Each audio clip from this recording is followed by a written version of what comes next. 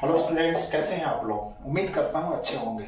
आपके अपने जितेंद्र सर यानी जेके सर शुरू करते हैं इलेक्ट्रोस्टैट का नेक्स्ट वीडियो लेक्चर।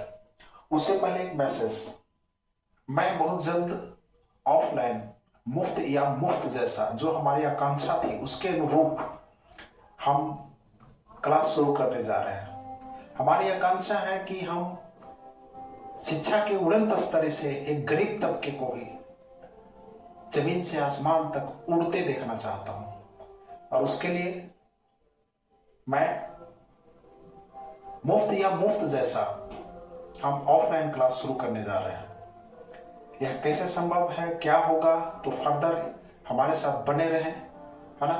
इस वीडियो को लाइक कीजिए, सब्सक्राइब कीजिए और ज्यादा से ज्यादा लोगों तक पहुंचाइए, तभी हमारी आवाज और लोगों की आवाज पहुंच पाएगी। तो देखते हैं, पिछले वीडियो लेक्चर में हमने पढ़ा था कि प्लेन या स्पेस में बहुत सारे अगर चार्ज हैं और किसी पार्टिकुलर चार्ज पे फोर्स लग रहा है तो वह हम कैसे कैलकुलेट करेंगे, सुपरपोजिशन थ्योरम। फिर हम प्लेन में आए थे कि जब दो चार्ज है और दोनों का पोजीशन वेक्टर दिया हुआ है, मान लिया जाए यहाँ Q1 चार्ज है, Q1 चार्ज का पोजीशन वेक्टर R1 है और Q2 चार्ज का पोजीशन वेक्टर R2 है ना।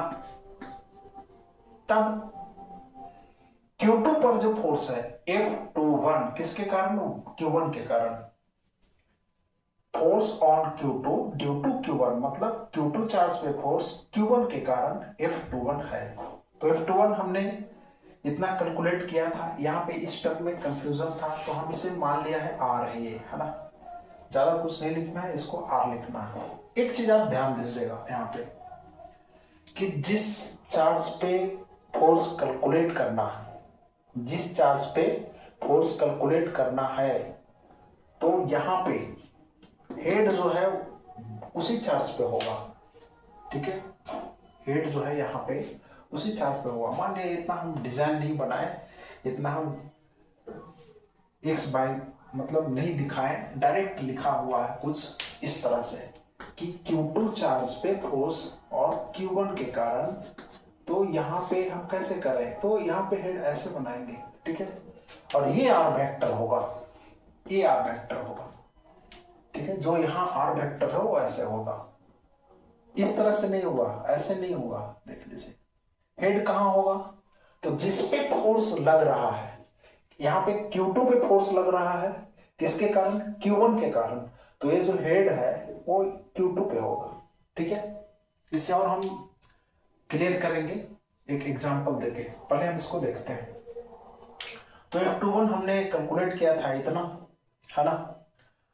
अब R को हम लिख सकते हैं, ट्रायंगल्स लॉ से हम जानते हैं R1, यहाँ देखिए इसमें एक कुछ नहीं और वेक्टर है, पूरी तरह से वेक्टर है ना। अगर समझ में नहीं आता है तो मेरा जो वेक्टर ये है वीडियो, उसको आप देख लीजिएगा। R1 plus R is equal to R2।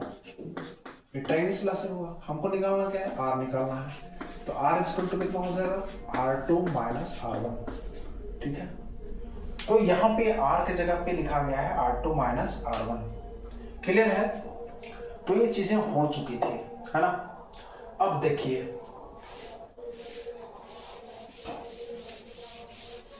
अब हम वेक्टर में पढ़े हैं, मान लिया जाए कि कोई पॉइंट है P। पोजीशन वेक्टर होता है किसका, तो पोजीशन वेक्टर किसी ना किसी पॉइंट का होता है। पोजीशन वेक्टर देता क्या है, तो पोजीशन वेक्टर किसी पॉइंट का ये शो करता है कि वो पॉइंट कहाँ पे, एग्जैक्ट लोकेशन क्या है, उस पॉइंट का पोजीशन क्या है, ठीक है।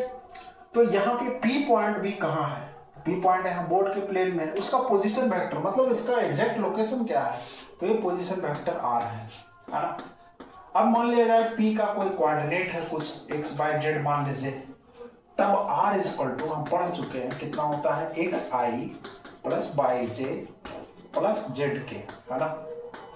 क्लियर है, ये चीज समझ में आ गया होगा। अब देख लीजिए, मान लिया जाए कि दो चार्ज है एक Q1 चार्ज है, ये Q2 चार्ज है। इसका पोजीशन वेक्टर है R1, इसका पोजीशन वेक्टर है R2, है ना। और यहां पे Q1 का कुछ ना कुछ दिया हुआ है, क्या Q1 का कुछ ना कुछ दिया हुआ है कोऑर्डिनेट x1, y1, z1, है ना। Q2 का कोऑर्डिनेट दिया हुआ है x2, y2, z2। क्लियर है। इस प्रकार से पूछ रहा है कि Q2 पे फोर्स कितना होगा, तो हम इधर ये जो हेड है यहां पर बनाएंगे। Q2 पे force on Q2 due to Q1, ये हो गया, है ना। तो सबसे पहली बात कि हम R1 और R2 लिखें। R1 और R2 कितना,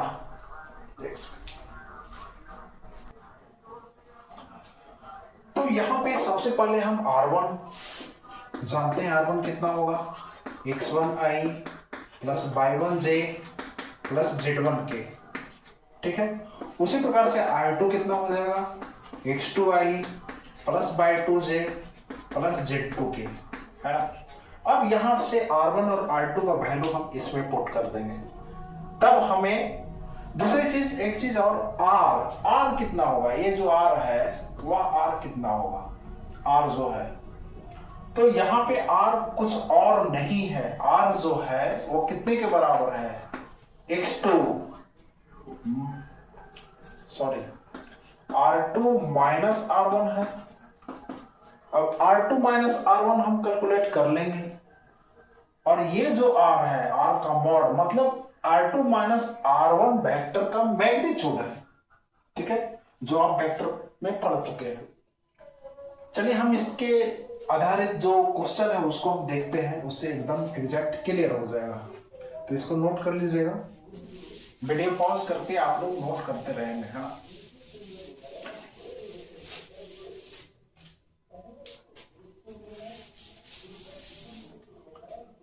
मान लीजिए कि ये कोई चार्ज है, चलिए 2 कूलम ले लेते हैं, है ना, और यह कोई चार्ज है 1 कूलम, है ना। अब पूछा जा रहा है 2 कूलम चार्ज पे फोर्स कितना होगा।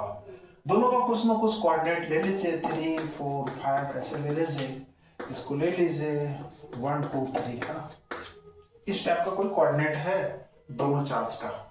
पूछ रहा है कि 2 कूलम चार्ज पे जो फोर्स होगा वह कितना होगा 1 कूलम चार्ज के कारण, है ना। मतलब फोर्स ऑन 2 ड्यू टू 1, ये कितना होगा वेक्टर फॉर्म में। तो सबसे पहली बात कि जो फोर्स होगा मतलब हेड इधर की ओर होगा, ये हेड 2 पे पूछ रहा है तो 2 पे होगा, है ना जी। तो ये R वेक्टर यही होगा, R वेक्टर। क्लियर है। अब हम पता कर चुके हैं कि जो फोर्स होता है, चलिए 1/4πε0 को हम K लिख देते हैं। K Q1 Q2 by R का मैग्नीट्यूड का Q इंटू R वेक्टर, ठीक है। अब यहां पे जो चीज है वह है K का वैल्यू कितना, 9 इंटू 10 का पावर 9 इंटू Q1 के जगह पे 1 कूलम, Q2 के जगह पे 2 कूलम, डिवाइडेड बाई, अब R कितना है यहाँ पे, यह जो R है, R कितना है, तो R निकालने के लिए R2 माइनस R1 सीधा हम करेंगे। यहाँ पे x कोऑर्डिनेट्स को सब्ट्रैक्ट कीजिए, फिर y को सब्ट्रैक्ट कीजिए, फिर z को सब्ट्रैक्ट कीजिए, है ना। तो 3 माइनस 1 कितना हो गया 2। तो R हम लिख रहे हैं, ये जो R है ना उसको लिख रहे हैं। इस ट्रिक को समझिएगा, इससे क्वेश्चन बहुत आसान हो जाएगा। तो R इक्वल टू कितना हो गया 3 minus 1 2y plus 4 minus 2 2j, है ना, 5 माइनस 3 2k, ठीक है। अब यहां पे 3 माइनस 1 2y, 4 माइनस 2 2, 5 माइनस 3 2, है ना। ये x कोऑर्डिनेट है इसलिए I लगाए, y में j और z में k। तो r आपका ये आ गया। अब r की मैग्नीट्यूड कितनी होगी, तो r का जो मैग्नीट्यूड होगा वो होगा 2 square plus 2 square plus 2 square, ये आप वेक्टर में कर चुके हैं, तो हो जाएगा 4 4 4 4 4 4 4 4 4 कितना हुआ, तीनों को ऐड करेंगे 12 आ जाएगा, 12 का अंडर रूट। अब सारे वैल्यू को इसमें पुट कर दीजिए, अंडर रूट 12 का क्यूब इनटू इस वेक्टर फॉर्म को लिख दीजिए 2i plus 2j plus 2k, है ना। अब इसको आप सॉल्व कर लीजिए, यही आपका आ गया force on 2 due to 1। Clear है, तो इसको नोट कीजिए।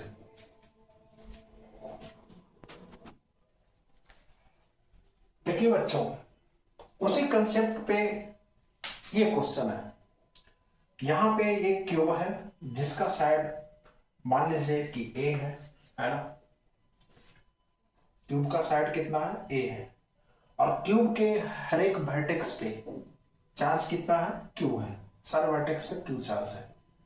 तो सभी चार्ज के कारण किसी एक पे फोर्स निकालना होगा, तो हम कैसे निकालेंगे।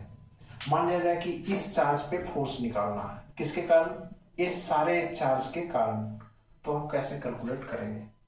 तो सबसे पहला चीज कि हम इसको एक्स एक्सिस मान ले, इसको वाई एक्सिस और इसको जेड एक्सिस। क्लियर है। अब सभी चार्ज जो है उसका कोऑर्डिनेट हम लिख लें, सभी का क्या कर ले, कोऑर्डिनेट लिख लें, पहला चीज। दूसरा चीज फिर लिखें इस पे फोर्स इसके कारण, इस पे फोर्स इसके कारण, इस पे फोर्स इसके कारण, इस पे फोर्स इसके कारण, इस पे फोर्स इसके कारण, और इस पे फोर्स इसके कारण, इस पे फोर्स इसके कारण। मतलब सभी चार्ज के कारण जो फोर्स है वेक्टर फॉर्म में वो लिख लीजिए। और फिर हम सुपरपोजिशन थ्योरम हम जानते हैं कि जो नेट फोर्स होगा वह ऑल द फोर्सेस का वेक्टर सम होगा, और इस प्रकार से हम सारे का वेक्टर सम निकाल लेंगे और उसको हम कैलकुलेट कर लेंगे, वही रिजल्ट होगा। तो इसको आप कीजिएगा, है ना, बहुत आसान सा क्वेश्चन है।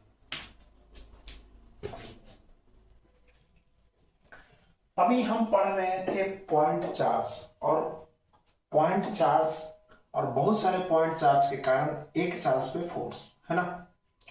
अब देखिए यहां पे यह कंटिन्यूअस चार्ज सिस्टम है, ये जो डिस्ट्रीब्यूशन है चार्ज इस पे वह कंटिन्यूअस है,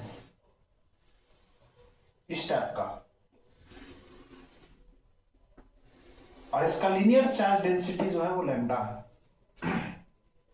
मान लिया जाए कि यहां पे 1 कूलम चार्ज रखा हुआ है, तो इस चार्ज पे इस डिस्ट्रीब्यूशन के कारण फोर्स कितना होगा, है ना। तो हम जानते हैं, बता चुके हैं कि जो कूलम्स लॉ है वह पॉइंट चार्ज के लिए वैलिड है, लेकिन यहां पे एक कंटिन्यूअस चार्ज है, इसमें अगर देखा जाए तो इनफाइनाइट नंबर ऑफ पॉइंट हैं, और सब का जो डिस्टेंस है इस पॉइंट से इस पॉइंट चार्ज से डिफरेंट है। सारे पॉइंट का different different infinite number of point, infinite number of distance इस चार्ज से संभव है उस तरह से निकालना, और सबको निकाल करके वेक्टर सम करना बहुत मुश्किल है। लेकिन इसका तरीका क्या है, तो सबसे पहली बात कि हम ये जो लीनियर चार्ज डिस्ट्रीब्यूशन है उसको हम एक छोटा सा पॉइंट लें, है ना। ये हम मोटा दिखने के लिए बनाया है, एक्चुअली ये लीनियर चार्ज डिस्ट्रीब्यूशन एक लाइन पे है ना, और उस पे चार्ज डिस्ट्रीब्यूटेड है, और लैम्डा मतलब लीनियर चार्ज डेंसिटी हम पढ़ा चुके हैं, वो लैम्डा है, मतलब यूनिट लेंथ का जो चार्ज है वो लैम्डा है। तो यहां पे हम एक छोटा सा पार्ट ले रहे हैं, छोटा सा पार्ट ले रहे हैं, मान लिया ये पार्ट है dx, ठीक है। अब ये dx इतना छोटा है कि एक पॉइंट जैसा है, ये इतना बड़ा नहीं है, बहुत छोटा है, बहुत छोटा, मतलब हम इसको इतने पार्ट में बदले हैं, हम बहुत टुकड़ा किए हैं, हम जिंदगी भर करते आए, ठीक है, जिंदगी भर इसको टुकड़ा टुकड़ा टुकड़ा टुकड़ा कर रहे हैं, इतना छोटा है वो, जो सबसे छोटा टुकड़ा है वो ये है dx। अब ये पॉइंट जैसा हो गया, इस पे फोर्स लगेगा कितना वो हम कैलकुलेट कर लेंगे। ए डिस्टेंस है ए, मान लिया जाए कि यहां से इसका डिस्टेंस है x, इस चार्ज से इस पार्ट का डिस्टेंस है x। अब ये आसान होगी। अब इसका जो चार्ज होगा, मान लिया इस पे चार्ज है dq, तो dq कितना हो जाएगा जी, dq हो जाएगा लैम्डा dx। ठीक है, पढ़ा चुके हैं हम लीनियर चार्ज डेंसिटी में, dq हो जाएगा लैम्डा dx। अब इस चार्ज 1 कूलम चार्ज पे फोर्स कितना होगा, तो यहां पे मान लिया जाए इस पार्ट के कारण इस पे फोर्स है df, तो df कितना हो जाएगा, k 1/4 को k लिखे हैं, है ना, इंटू q1 q2, q1 के जगह पे है 1 कूलम इंटू q2 है dq by r square, r के जगह पे है x स्क्वायर। ठीक है, के dq की जगह पे है lambda dx by x square, ये आपका आ गया df। ऐसे छोटे छोटे छोटे छोटे छोटे छोटे जो पार्ट हैं सभी के कारण हम इस पे फोर्स निकाल लें, और ये जो फोर्स होगा इस डायरेक्शन में होगा, तो सभी के कारण जो फोर्स होगा इसी डायरेक्शन में होगा, और सब काम वेक्टर सम कर दे, और सभी एक ही डायरेक्शन में है, मतलब सबको ऐड कर दीजिए, वही वेक्टर सम निकल जाएगा। और ऐड करने का तरीका इंटीग्रेशन, तो नेट फोर्स जो होगा वह कितना हो जाएगा, इंटीग्रेशन ऑफ डीएफ, मतलब छोटे छोटे जो पार्ट के कारण जो फोर्स आ रहा है डीएफ सबको हम ऐड करेंगे तो नेट फोर्स निकल जाएगा। क्लियर है। अब इसका हम जो लिमिट लेंगे वह कहां से कहां तक लेंगे, यहां से यहां तक, ये दूरी कितना है, ये डिस्टेंस कितना है, a है, और ये यहां से यहां तक का डिस्टेंस कितना है, तो a प्लस एल है। तो यहां पे हम f लिखेंगे तो f कितना हो जाएगा, k lambda dx by x square का इंटीग्रेशन, इसका लिमिट कहां से कहां तक होगा, लिमिट होगा आपको a से a प्लस एल तक, a से a प्लस एल तक। ठीक है, अब इसको हम कैलकुलेट करेंगे।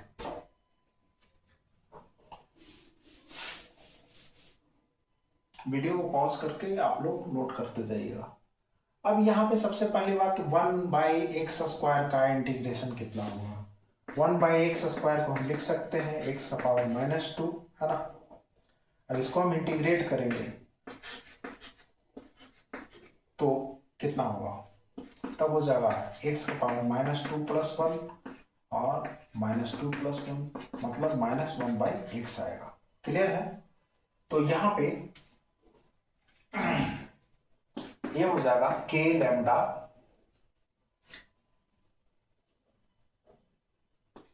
इंटू 1/-1/x और लिमिट लगा देंगे a से a प्लस एल तक। अब यहाँ पे k लैम्डा ये आ जाएगा आपको a minus a plus L, sorry 1/a minus 1/a plus L, ये आएगा। ठीक है, तो नोट कीजिए इसको। अब नेक्स्ट टॉपिक है चार्ज इन इक्विलिब्रियम। इस पे भी आधारित बहुत सारे प्रॉब्लम्स होते हैं। सबसे पहले बात की इक्विलिब्रियम में हम किसको कहेंगे, तो जब किसी भी पार्टिकल पे नेट फोर्स 0 हो या नेट टॉर्क 0 हो तब वह पार्टिकल को हम कहते हैं इक्विलिब्रियम में। तो यहाँ पे इक्विलिब्रियम का मतलब क्या है, वही सेम चीज, यहाँ पे टॉर्क नहीं तो फोर्स 0 होना चाहिए, टॉर्क भी 0 होना चाहिए। चलिए फोर्स की बात करते हैं। जब फोर्स सिर्फ 0 हो तब उसको हम कहते हैं ट्रांसलेशनल इक्विलिब्रियम में। तो यहाँ पे हम पढ़ेंगे कि जब दो चार्ज इक्विलिब्रियम में है तब उसके आधारित जो क्वेश्चन है उसको हम कैसे करेंगे। मान लिया जाए कि एक चार्ज है Q1 और दूसरा चार्ज है Q2, है ना। अब यह कोई मासलेस स्ट्रिंग से बंधा हुआ है, दोनों इसके दो कॉर्नर पे है, तो मान लीजिए इसका लेंथ है L। पूछा जा रहा है और यहाँ पे और कोई फोर्स नहीं है और दोनों जो स्ट्रिंग चार्ज है वो इक्विलिब्रियम में है और कोई फोर्स नहीं लग रहा, सिर्फ इलेक्ट्रोस्टैटिक फोर्स लग रहा है।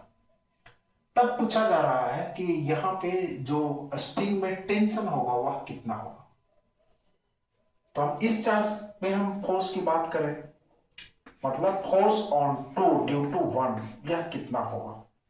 अगर हम मैग्नीट्यूड की बात करें तो होगा K Q1 Q2 by R की जगह पे L स्क्वायर। क्लियर है। और एक फोर्स होगा इस साइड, ठीक है, F21। अब यहां पे टेंशन जो होगी, टेंशन मान लिया स्ट्रिंग में है T। क्लियर है। तो चूंकि Q2 जो है वह क्या है, इक्विलिब्रियम में है, इसलिए नेट फोर्स इस पे 0 होगा। इसका मतलब T नेट फोर्स 0, इसका मतलब T माइनस F21, इसको हम F21 माइनस T भी लिख सकते हैं, ये 0 हो जाएगा। इसका मतलब T इक्वल टू कितना हो जाएगा, F21 के बराबर, और F21 इतना है। तो ये बहुत आसान सा क्वेश्चन है, टेंशन निकालना है। इसी टाइप का जो अगला क्वेश्चन है उसको मैं देखता हूं। ये देखिए, मान लिया जाए कि कोई स्प्रिंग है ना, स्प्रिंग मासलेस है, उसके एक कॉर्नर पे Q1 चार्ज है, दूसरे कॉर्नर पे Q2 चार्ज है। क्लियर है। स्प्रिंग का मान लीजिए कि नेचुरल लेंथ L है, ठीक है, नेचुरल लेंथ कितना है, L है। अब रिपल्सन फोर्स लगेगी दोनों के बीच में, Q1 और Q2 के बीच में, तो क्या होगा, स्प्रिंग है जो एक्सटेंड होगा, ठीक है। तब कहा जा रहा है कि इक्विलिब्रियम पोजीशन में मान लिया कि Q2 चार्ज कितना कहां पे आ गया, Q2 यहां पे आ गया, और इसमें क्या होगा, एक्सटेंशन होगा स्प्रिंग में। मान लिया जाए कि इसका एक्सटेंशन x है और स्प्रिंग कांस्टेंट है K, तो यहां पे x कितना होगा ये कैलकुलेट करना है। तो यहां पे इस पे जो फोर्स है Q1 के कारण, Q2 पे फोर्स Q1 के कारण F21 इधर लगेगा, है ना। जब ये स्प्रिंग एक्सटेंड होगा तो इस टाइप का आएगा कुछ फिगर, है ना जी, और F21 इस साइड में होगा, और स्प्रिंग फोर्स इस ओर लगेगी, स्प्रिंग फोर्स। और चूंकि चार्ज जो है वह क्या है, इक्विलिब्रियम में है, तो उस पर नेट फोर्स 0 हो जाएगा। तो यहाँ पे F21 इज इक्वल टू कितना हो जाएगा, Fs के बराबर हो जाएगा। अब यहाँ पे F21 तो हम आसानी से कैलकुलेट कर सकते हैं, K Q1 Q2 by R square. R यहाँ पे कितना है जी, तो L प्लस एक्स का square is equal to spring force Fs कितना हो जाएगा, तो Fs हो जाएगा Kx, है ना। अब हमें कैलकुलेट क्या करना है, ये थोड़ा सा जो क्वेश्चन है यहाँ पे x दोनों जगह x है, हमें कैलकुलेट करना है x, तो यानी क्वाड्रेटिक इक्वेशन आ जाएगा। तो x को आप कैलकुलेट कर लीजिएगा। यहाँ पे सब कुछ दिया रहेगा, जैसे k तो हमें नोन है, Q1 Q2 और भी सारी चीज ये हो सकता है x के अलावा कुछ और टर्म कैलकुलेट करना हो। तो इस तरह के जो स्प्रिंग क्वेश्चन है डिफरेंट टाइप के हो सकते हैं। तो यह है इक्विलिब्रियम का क्वेश्चन। इसी से आधारित और क्वेश्चन हम बताते हैं। उसी टाइप का एक दूसरा क्वेश्चन है इस टाइप का कि मान लिया कि Q चार्ज ग्राउंड पे है या कहीं है, और Q नोट जो है वह स्पेस पे है। Q नोट का मास जो है वो m है। तो यहां पे Q और Q नोट के बीच रिपल्सन फोर्स लगेगा m, और मास के कारण इस पे ग्रेविटी फोर्स mg होगा। चूंकि दोनों चार्ज इक्विलिब्रियम में है, मतलब क्यू नॉट भी इक्विलिब्रियम में है, तो इस पे नेट फोर्स क्या होगा, जीरो होगा। इसका मतलब नेट फोर्स जीरो होने के लिए F minus m g equal to क्या हो जाएगा, जीरो हो जाएगा। That implies F equal to m जी।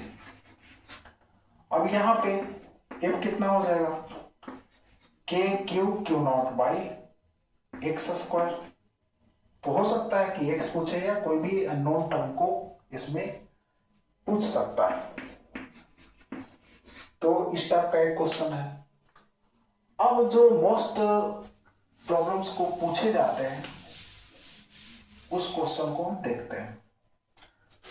मान लिया जाए कि दो चार्ज है, एक Q1 है, दूसरा है आपका Q2, है ना। कोई चार्ज है Q0 जिसका मास है m। इसको कहां रखा जाए कि इस चार्ज पे जो फोर्स है वह नेट फोर्स जीरो हो जाए। सबसे पहली बात कि कोई भी पार्टिकल है उस पे नेट फोर्स जीरो होने के लिए क्या होना होगा, यहां पे चार्ज है तो इस चार्ज पे इसके कारण भी फोर्स लगेगा, इस चार्ज पे इसके कारण भी फोर्स लगेगा, मतलब दो फोर्स लगेगा। अब दो फोर्स का रिजल्टेंट जीरो कब होता है, जब दोनों फोर्स इक्वल मैग्नीट्यूड में हो और अपोजिटिंग डायरेक्शन हो। इसका मतलब Q0 पे जो नेट फोर्स जीरो होगा, इसका मतलब एक फोर्स इधर हो और दूसरा फोर्स इधर हो और दोनों का मैग्नीट्यूड क्या हो, इक्वल हो।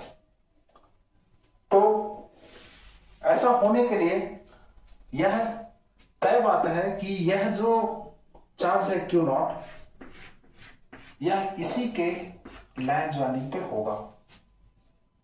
क्लियर है। अब चलिए इस Q0 को यहां पे रख के देखते हैं।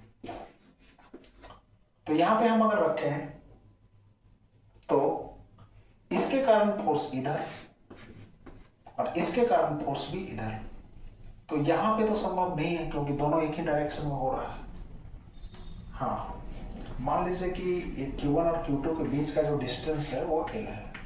चलिए अब यहां पे हम रख के देखते हैं। तो Q1 के कारण Q0 पे फोर्स इधर और इसके कारण Q0 पे फोर्स इधर, यहां पे भी संभव नहीं है। तो जाहिर सी बात है कि जो Q0 चार्ज होगा वो कहीं ना कहीं बीच में होगा। यहां पे मान लिया जाए कि ये x से Q1 से x डिस्टेंस पे है Q0। क्लियर है। तो इसके कारण Q0 पे फोर्स इधर F01 और Q2 के कारण Q0 पे फोर्स इधर F02। ठीक है। अब दोनों अगर मैग्नीट्यूड में इक्वल होगा तब Q0 पे नेट फोर्स क्या हो जाएगा, जीरो हो जाएगा। तो यहाँ पे सबसे पहले हम कैलकुलेट करना चाहेंगे F01, ये हो जाएगा K Q1 Q0 बाई ये दोनों के बीच का डिस्टेंस है x स्क्वायर। उसी प्रकार के F02 कितना हो जाएगा, K Q2 Q0 बाई, अब Q2 और Q0 के बीच का डिस्टेंस कितना है, ये टोटल डिस्टेंस है L और ये डिस्टेंस है x। तो ये डिस्टेंस कितना हो जाएगा, L माइनस x। क्योंकि नेट फोर्स जीरो होने के लिए दोनों फोर्स को इक्वल होना पड़ेगा। तो यहाँ पर हो जाएगा K Q0 Q1 by x square is equal to K Q2 Q0 by L minus x का स्क्वायर। कुछ टर्म इसमें कैंसिल होगा। Q1 by x square is equal to Q2 by L minus x का square. यहाँ पे दो term हो सकता है, कुछ टर्म जो है अननोन हो, कुछ टर्म नोन होगा, तो उसको हम कैलकुलेट कर लेंगे। मान लिया जाए कि Q1 और Q2 जो है नेगेटिव चार्ज है, तब क्या होगा, तब जो Q0 जो चार्ज है उसको कहां पे रखा जाएगा कि नेट फोर्स क्या होगा, जीरो होगा। तो यहाँ पे भी सेम बीच में ही होगा। इसको आप देख लीजिएगा, या देख लीजिए यहां पे मान लिया रखे तो Q2 के कारण जो फोर्स होगा Q0 पे इधर होगा। उसी प्रकार से माइनस Q1, ये माइनस, दोनों चार्ज माइनस है तो इसके कारण जो इस पे फोर्स होगा वो भी इधर होगा। तो यहाँ पे भी संभव नहीं है। यहां पे देख लें क्यू नॉट रख के, तो इसके कारण जो फोर्स होगा इधर होगा और इसके कारण भी फोर्स इधर होगा, तो यहां पे भी संभव नहीं है, तो यहां पे भी बीच में ही होगा। सेम कैलकुलेशन इसी टाइप का होगा, है ना। अब जो मोस्ट प्रॉब्लम जो डिफरेंट क्वेश्चन होता है उसको हम देखते हैं।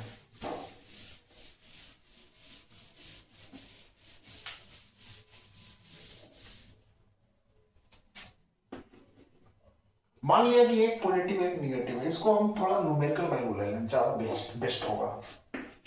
2 कूलम है, चलिए इसको -10 कूलम ले लेते हैं ना। दोनों के बीच का डिस्टेंस जो भी हो, मान लिया ये नहीं है, या कुछ ले लीजिए 1 मीटर है ना। अब कोई 1 कूलम चार्ज है, इसको कहां पे रखा जाए कि 1 कूलम चार्ज पे नेट फोर्स क्या हो जाए, 0 हो जाए। मान लिया जाए कि यहां पे रखते हैं 1 कूलम चार्ज को, तो 2 कूलम के कारण 1 कूलम पे फोर्स इधर, और -10 कूलम के कारण इस पे फोर्स किधर होगा, इधर होगा।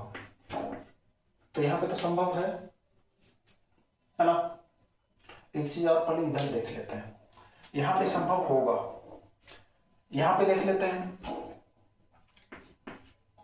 10 कूलम के कारण 1 कूलम पे फोर्स इधर, और 2 कूलम के कारण 1 कूलम पे फोर्स इधर।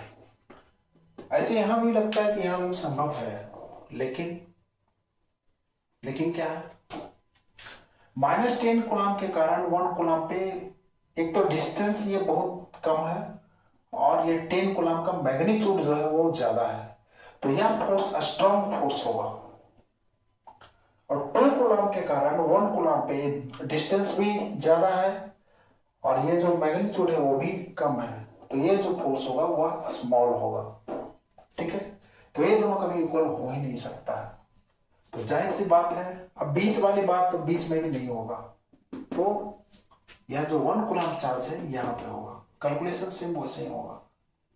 1 कूलम पे फोर्स 2 कूलम के कारण, 1 कूलम के फोर्स -10 कूलम के कारण, और दोनों को इक्वल करके करेंगे। तो इस वीडियो में इतना ही, तो बने रहें जेके सर के साथ। इस वीडियो को लाइक कीजिए, शेयर कीजिए, है ना, सब्सक्राइब कीजिए। Thank you.